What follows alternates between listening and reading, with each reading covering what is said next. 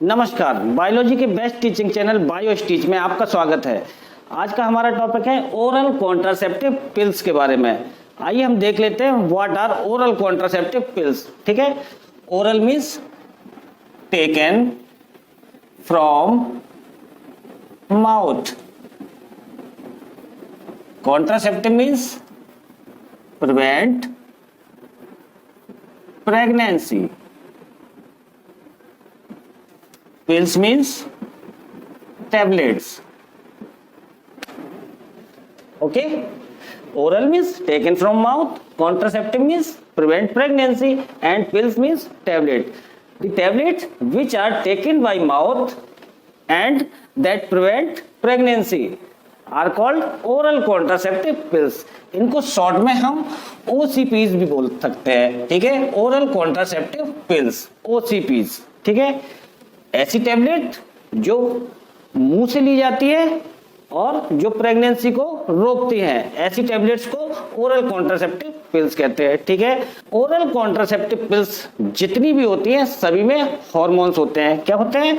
Hormones होते हैं। All tablets are hormonal pills.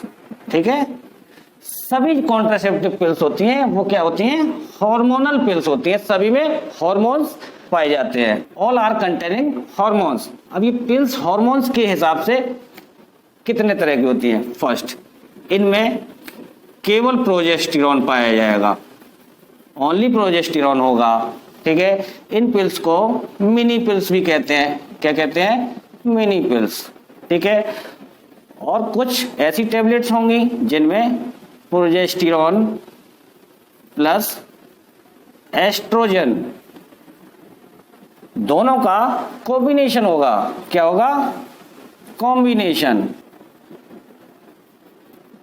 Oestrogen and progesterone का कॉम्बिनेशन होगा दोनों में। थर्ड वन जो पिल्स होती हैं वो होती है इमरजेंसी कॉन्ट्रासेप्टिव पिल्स। ठीक है, इमरजेंसी कॉन्ट्रासेप्टिव पिल्स। अब ये मिनी पिल्स क्या होती हैं? पहले जो आती थी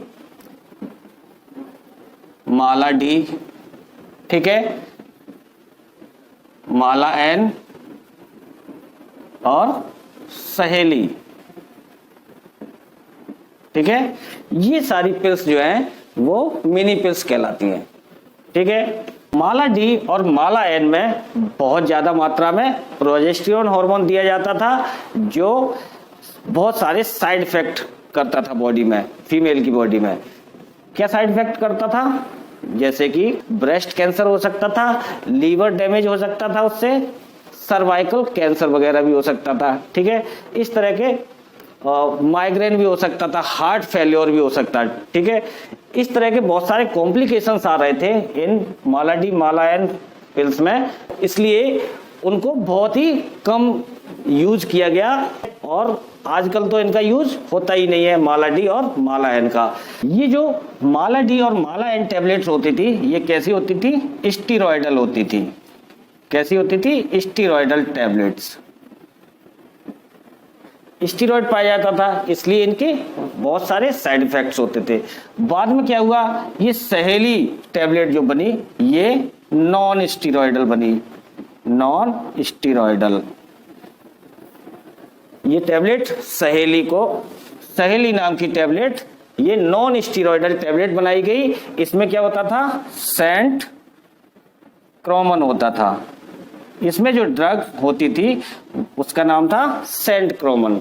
ठीक है, सेंट क्रोमन ड्रग यूज की जाती थी। ये क्या होती थी? नॉन स्टीरॉयडल ड्रग होती थी। इसके लेसर साइड इफेक्ट होते थे, बहुत कम साइड इफेक्ट होते थे, ना के बराबर। इस सहेली टैबलेट को इन्वेंट किया गया था CDRI लखनऊ में। कहां पर? CDRI लखनऊ। यहाँ के साइंटिस्ट ने इस टैबलेट को इजाद किया, बनाया। CDRI means central drug research institute. क्या? Central drug research institute.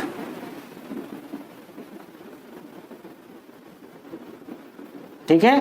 Central drug research institute Lucknow के साइंटिस्ट ने इस सहेली टैबलेट को इसको डेवलप किया है, ठीक है।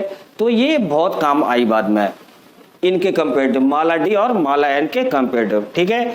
अब ये प्रोजेस्टेरोन ओनली टैबलेट जो थी, केवल जिनमें प्रोजेस्टेरोन पाया जाता था, वो केवल क्या करती थी, वो एक तो पूरे महीने लेनी पड़ती थी। अगर 30 डेज का या 31 डेज का मंथ है तो पूरे 30 या 31 डेज डेली 1 टैबलेट लेनी पड़ती थी। और अगर प्रेगनेंसी आपको 1 साल तक नहीं चाहिए तो पूरे 365 डेज ये प्रोजेस्टेरोन यानी मिनी पिल्स लेनी ही पड़ती थी एक रोज, ठीक है।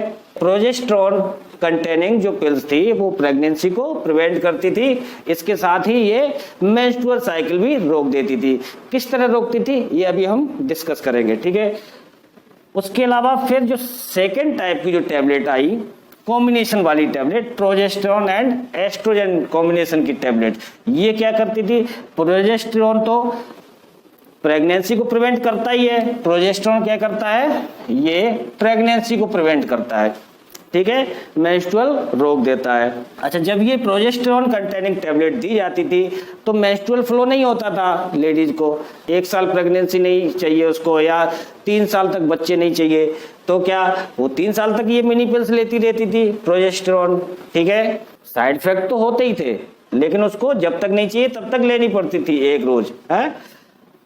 तो इसमें मेंस्ट्रुअल फ्लो नहीं होता था, लेडीज को या फीमेल को कॉम्प्लिकेशन होता था इस चीज का, ऐसा लगता था उसको कि पता नहीं प्रेगनेंसी एस्टेब्लिश तो नहीं हो गई, मेंस्ट्रुअल नहीं आ रहा है, फ्लो नहीं आ रहा है, ठीक है, महीना नहीं आ रहा, तो उसको डाउट रहता था कहीं प्रेगनेंसी एस्टेब्लिश तो नहीं हो गई, क्योंकि केवल एक ही फेज यहाँ पर चल रहा था, क्या था, प्रेगनेंसी प्रिवेंट हो रही थी, मेंस्ट्रुअल फ्लो नहीं हो रहा था, ठीक है। प्रोजेस्टेरोन और एस्ट्रोजन कंटेनिंग जो टैबलेट्स बाद में आई तो इन्होंने क्या किया, प्रोजेस्टेरोन ने प्रेगनेंसी प्रिवेंट की, ठीक है, प्रेगनेंसी स्टेब्लिश होने से रोका प्रोजेस्टेरोन ने, और एस्ट्रोजन ने क्या किया, इसने मेंस्ट्रुअल फ्लो लाया, क्योंकि एस्ट्रोजन जो हार्मोन होता है वो क्या करता है, एंडोमेट्रियम को थिक करने का काम करता है। ये क्या करता है, थिकनिंग ऑफ एंडोमेट्रियम, जो यूट्रस की एंडोमेट्रियम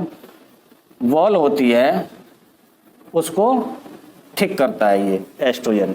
तो एस्ट्रोजन हार्मोन ने एंडोमेट्रियम को ठीक किया, प्रोजेस्टेरोन हार्मोन ने क्या किया, प्रेगनेंसी को प्रिवेंट किया। अब ये टैबलेट जो ली जाती थी प्रोजेस्टेरोन और एस्ट्रोजन कंटेनिंग कॉम्बिनेशन वाली पिल्स, ये 21 डेज तक ली जाती है, ठीक है। कितने दिन, 21 डेज तक, 21 दिन केवल ली जाती है। फिर क्या कर दिया जाता है, 7 डेज का गैप कर दिया जाता है, ठीक है। 7 डेज का गैप क्यों किया जाता है, इसलिए किया जाता है 7 डेज का गैप, जब ये प्रोजेस्टेरोन 7 दिन तक छोड़ दी जाएगी तो फिर क्या होगा, मेंस्ट्रुअल फ्लो आएगा, मेंस्ट्रुअल फ्लो आएगा मींस महीना होगा और फीमेल को लगेगा कि मेरा महीना आ रहा है, ठीक है, मेंस्ट्रुअल फ्लो हो रहा है, मेंस्ट्रुअल साइकिल चल रही है, तो मेंटली सिक नहीं होगी फीमेल, इसलिए ये 21 डेज ही ली जाती थी। और ली कैसे जाती थी, सपोज दैट मेंस्ट्रुअल स्टार्ट हुआ मंथ की 1st डेट को, 1 तारीख को मेंस्ट्रुअल स्टार्ट हुआ, ठीक है, तो 1 से 4 या 5 तक हार्डली चलेगा, तो ये 5th डे से ये स्टार्ट किया जाता था, 5th डे से ये कॉम्बिनेशन टैबलेट स्टार्ट की जाती थी, 5th डे से 25th डे तक, 21 दिन जोड़ लो इसमें, ठीक है, तो 5th डे से 25th डे तक ये ली जाती थी। उसके बाद 7 दिन का 7 डेज का गैप कर दिया जाता था जिससे मेंस्ट्रुअल फ्लो होता था। अच्छा, इमरजेंसी कॉन्ट्रासेप्टिव पिल्स का क्या काम है, इनको कैसे लिया जाता था, इनको देखो, मैं इमरजेंसी कॉन्ट्रासेप्टिव पिल्स जो होती है इनका दूसरा नाम है मॉर्निंग आफ्टर पिल्स, ठीक है, इनका दूसरा नाम है morning after pills. Morning after pills का मतलब क्या है, गलती से गलती हो गई, ठीक है, भूल से दोनों भूल कर बैठे, तो गलती से गलती हो गई और आपने जो है कोई कॉन्ट्रासेप्टिव मेथड का इस्तेमाल नहीं किया, बैरियर मेथड कोई नहीं अपनाया और भूल हो गई, ठीक है, रात काली हो गई। अब काली रात को कैसे सही किया जाए, भूल कैसे सुधारा जाए, तो उसके लिए ये काम आती है इमरजेंसी कॉन्ट्रासेप्टिव पिल्स, गलती को सुधारने के लिए, ठीक है। नहीं तो क्या होगा, फर्टिलाइजेशन हो जाएगा और प्रेगनेंसी इस्टेब्लिश हो जाएगी, ठीक है। तो उस भूल को सुधारने के लिए ये इमरजेंसी कॉन्ट्रासेप्टिव पिल्स इस्तेमाल की जाती है, जिनको मॉर्निंग आफ्टर पिल्स भी कहते हैं, क्योंकि ये एक नई सुबह लाती हैं कि मानसिक तनाव हो जाता ना गलती के बाद, उसको सुधारने के लिए, तो इसीलिए इनको मॉर्निंग आफ्टर पिल्स कहते हैं। अब ये पिल्स कैसे ली जाती है, विद इन 72 आवर्स। कैसे ली जाती है, with in 72 hours of unsafe sex, ठीक है। अनसेफ सेक्स के 72 आवर्स के अंदर इसको ले लेना चाहिए, ठीक है।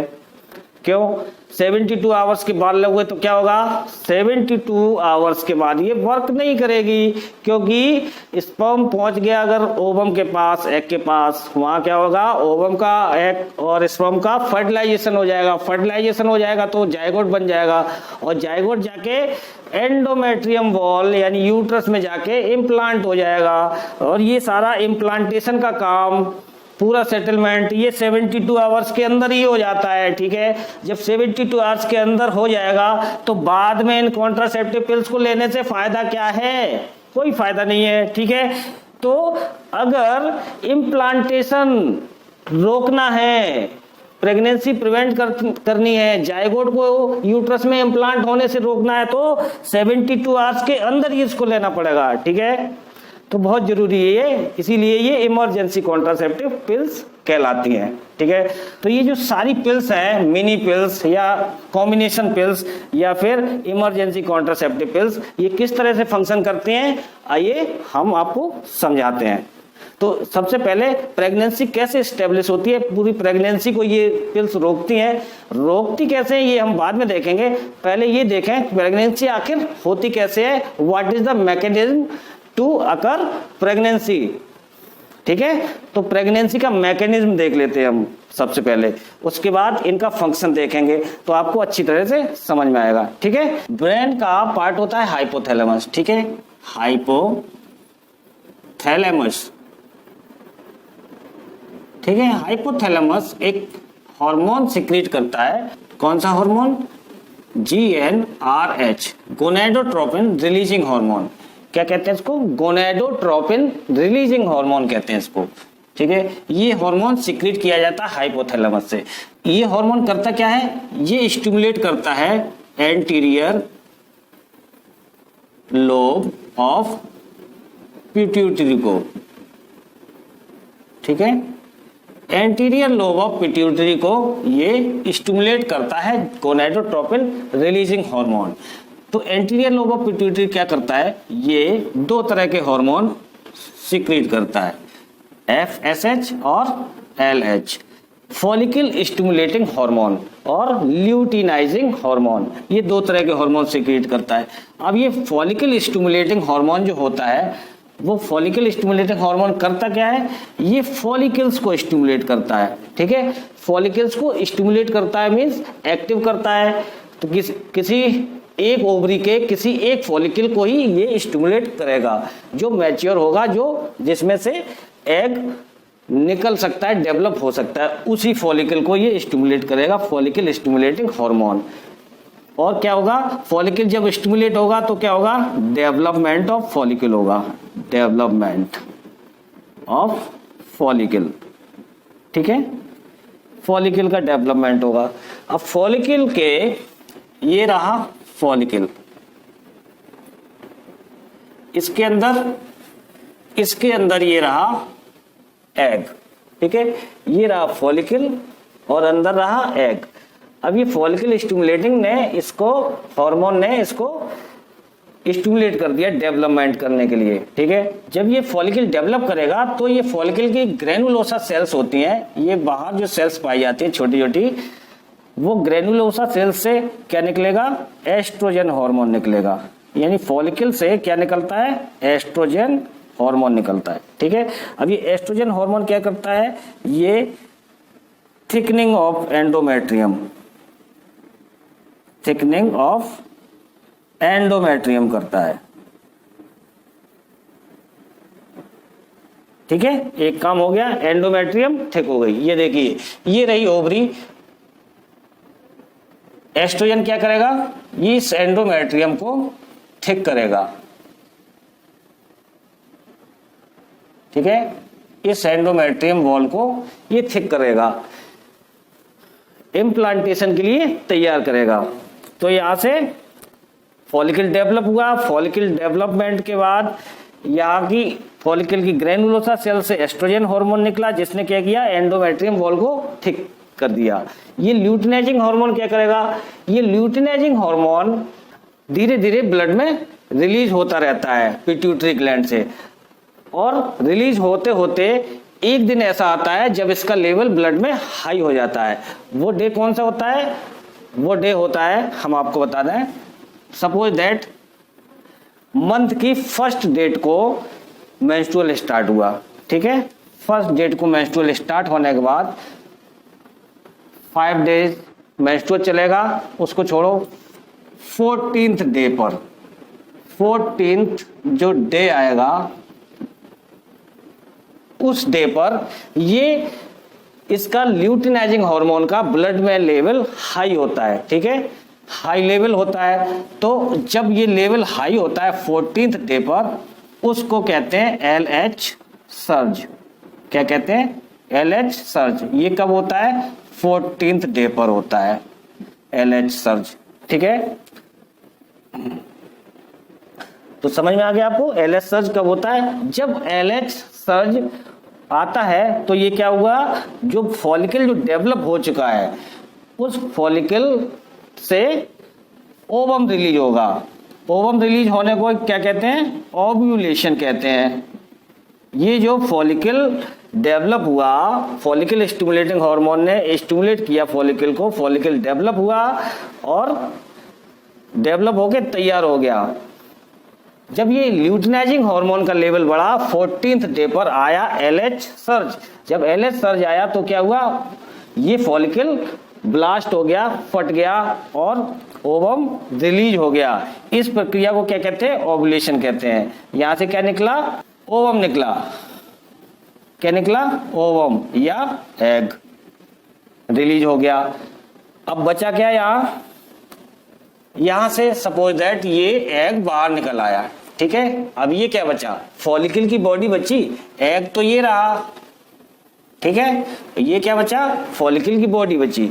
इस फॉलिकल की बॉडी में कुछ क्लॉट भर जाता है ओवरी से, तो फिर ये क्या कहलाती है, ये बॉडी, ये कहलाती है कॉर्पस लुटियम।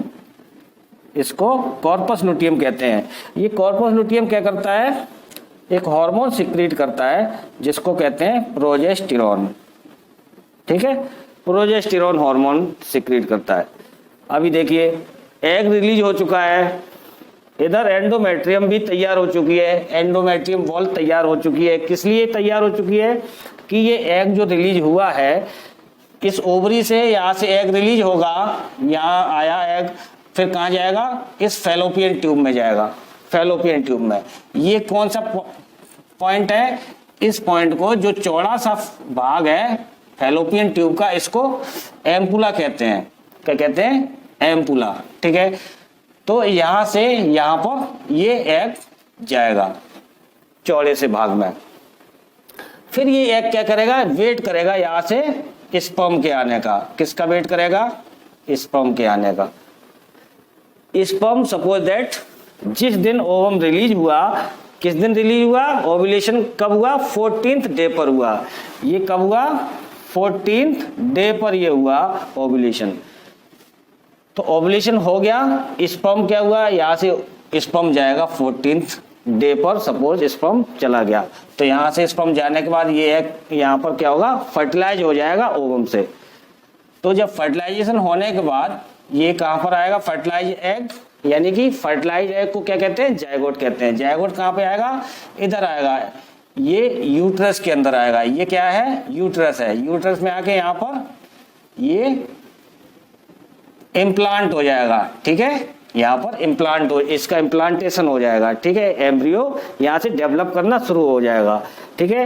इम्प्लांटेशन जब हो जाता तो ये कॉर्पस लुटियम से प्रोजेस्टेरोन हार्मोन पूरे 9 मंथ तक, जब तक प्रेगनेंसी रहती है तब तक प्रोजेस्टेरोन हार्मोन इसके डेवलपमेंट में, एम्ब्रियो के डेवलपमेंट में हेल्प करता रहता है, ठीक है। तो ये हो गई प्रेगनेंसी एस्टेब्लिशमेंट।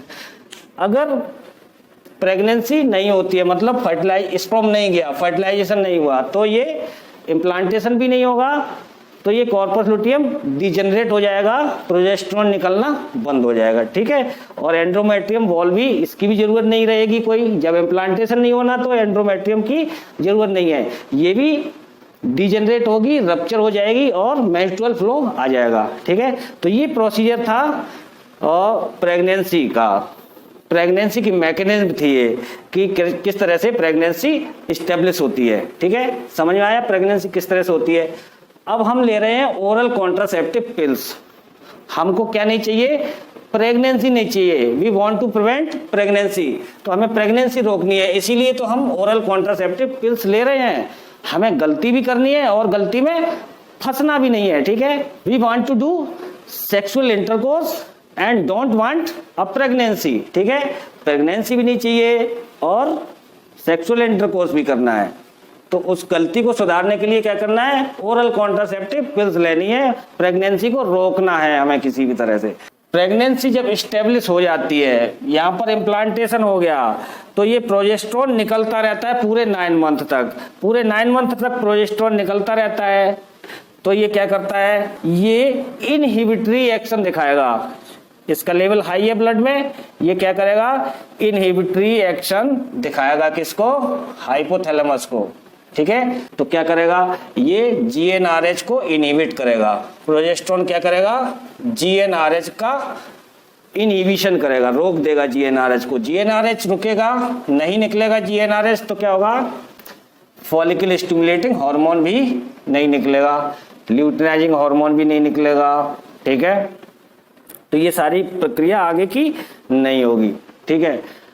अब क्या हो रहा है, यहाँ पर हमें प्रेगनेंसी रोकनी है, हमने बाहर से लिया टैबलेट के थ्रू प्रोजेस्टेरोन हार्मोन लिया, ये प्रोजेस्टेरोन हार्मोन क्या करेगा, ये ब्लड में प्रोजेस्टेरोन के लेवल को बढ़ा देगा पिल्स के द्वारा, ठीक है। तो प्रोजेस्टेरोन के लेवल को जब बढ़ा देगा तो ये क्या करेगा, जीएनआरएच को इनहिबिट करेगा, क्या करेगा, जीएनआरएच को इनहिबिट कर देगा ये प्रोजेस्टेरोन। जब जीएनआरएच इनहिबिट हो जाएगा तो फॉलिकल स्टिमुलेटिंग हार्मोन ये नहीं निकलेगा, ल्यूटिनाइजिंग हार्मोन भी नहीं निकलेगा एंटीरियर लोब ऑफ पिट्यूटरी से, आगे की प्रक्रिया सारी बंद हो जाएगी। एस्ट्रोजन जो बॉडी में बन रहा है वो भी नहीं निकलेगा, ठीक है, प्रोजेस्टेरोन जो बॉडी में बन रहा है वो भी नहीं निकलेगा, ठीक है। मीन्स ये ओव्यूलेशन नहीं होगा, एंडोमेट्रियम भी नहीं थिक होगी, एंडोमेट्रियम भी थिक नहीं होगी, ओव्यूलेशन भी नहीं होगा। जब ओव्यूलेशन नहीं होगा यानी कि एग यहाँ नहीं बनेगा, जब एग ही नहीं बनेगा, ओवरी से एग ही नहीं निकलेगा तो प्रेगनेंसी कैसे होगी, फिर तो खूब स्पर्म जाता रहे उसमें, प्रेगनेंसी होगी नहीं जब एग ही नहीं आ रहा है। जब एग आएगा तभी तो प्रेगनेंसी होगी, फर्टिलाइजेशन तभी होगा। तो ये क्या करता है, प्रोजेस्टेरोन जीएनआरएच इनहिबिटर का काम करता है और एफएसएच और एलएच के प्रोडक्शन को रोक देता है और आगे की सारी प्रक्रियाएं बंद हो जाती हैं, एंडोमेट्रियम थिकनिंग बंद हो जाती है, ओव्यूलेशन भी रुक जाता है, ओव्यूलेशन नहीं होता है। ये काम करता है ये प्रोजेस्टेरोन ओनली कंटेनिंग टैबलेट्स, ठीक है। अब यहाँ पर क्या है, देखो एंडोमेट्रियम, ये प्रोजेस्टेरोन जब बाहर से दिया जा रहा है तो एंडोमेट्रियम वॉल नहीं बन रही है, ठीक है, ओव्यूलेशन तो रुका है, एग नहीं बना तो प्रेगनेंसी नहीं होगी, एंडोमेट्रियम वॉल भी नहीं बन रही है। जब एंडोमेट्रियम वॉल नहीं बनेगी तो ये रप्चर भी नहीं होगी, मेंस्ट्रुअल फ्लो ही नहीं होगा, मेंस्ट्रुअल फ्लो नहीं होगा मतलब महीना नहीं आएगा, मासिक चक्र नहीं चलेगा, ये भी रुका हुआ होगा। तो फीमेल को एक मेंटल सिकनेस सी रहेगी कि मेंस्ट्रुअल फ्लो नहीं हो रहा है, पता नहीं क्या हुआ, कहीं प्रेगनेंसी तो नहीं आ गई, ये नहीं हो गया, वो नहीं हो गया, मतलब बहुत सारी बातें हैं, वो डिस्टर्ब रहेगी मेंटली फीमेल। इसीलिए क्या हुआ, बाद में प्रोजेस्टेरोन और एस्ट्रोजन कॉम्बिनेशन वाली टैबलेट्स बनाई गई। जब प्रोजेस्टेरोन और एस्ट्रोजन कॉम्बिनेशन वाली टैबलेट बनाई गई तो क्या हुआ, प्रोजेस्टेरॉन प्लस एस्ट्रोजन कॉम्बिनेशन की टैबलेट ये बनी।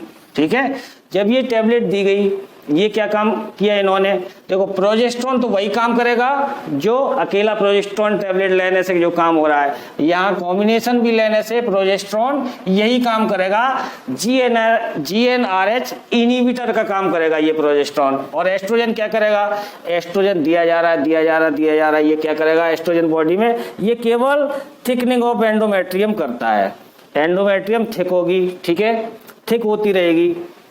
समझ में आया।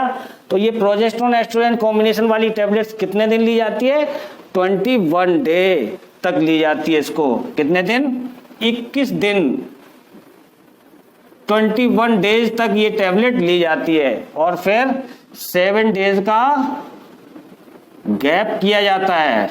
ठीक है, 7 डेज का गैप क्यों करते हैं, 21 दिन लेने तक क्या होगा, एंडोमेट्रियम थिकनिंग होगी, ओव्यूलेशन भी नहीं होगा। एस्ट्रोजन दिया जा रहा है, थिकनिंग हो रही है, ओव्यूलेशन नहीं हो रहा है, केवल एक काम हो रहा है, एंडोमेट्रियम थिक हो रही है।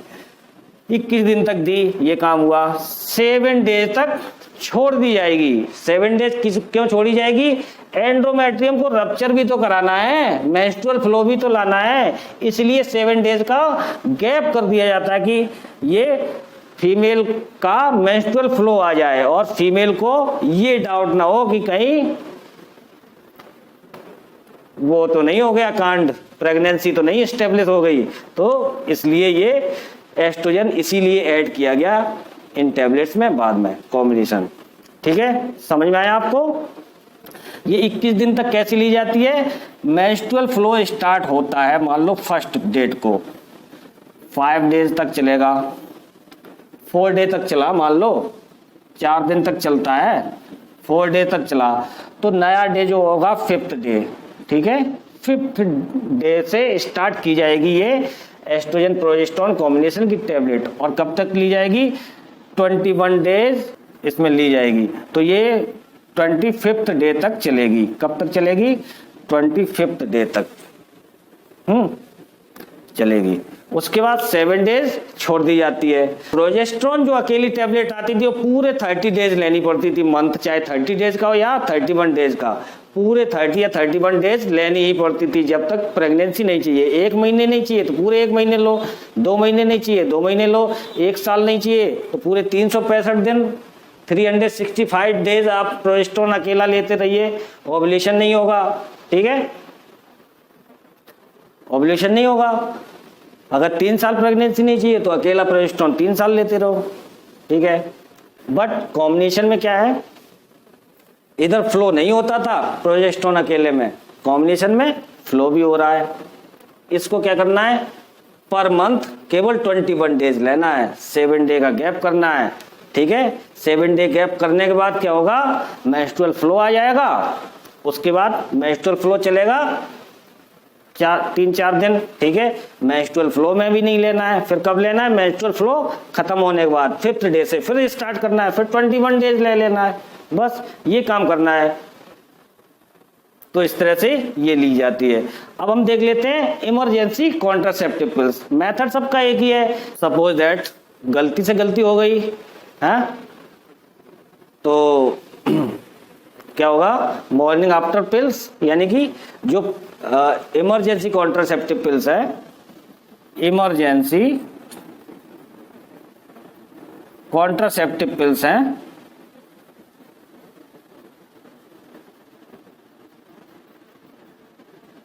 वो लेनी पड़ेगी। ठीक है, वो कितनी ली जाती है, केवल 1 ली जाती है, 1, और केवल 1 ली जाती है, वो भी कब ली जाती है, विद इन 72 आवर्स, 72 घंटे के अंदर ही ले लेनी चाहिए। जब आपने अनसेफ सेक्स कर लिया हो, अनसेफ सेक्स, ठीक है, अनसेफ सेक्स करने के,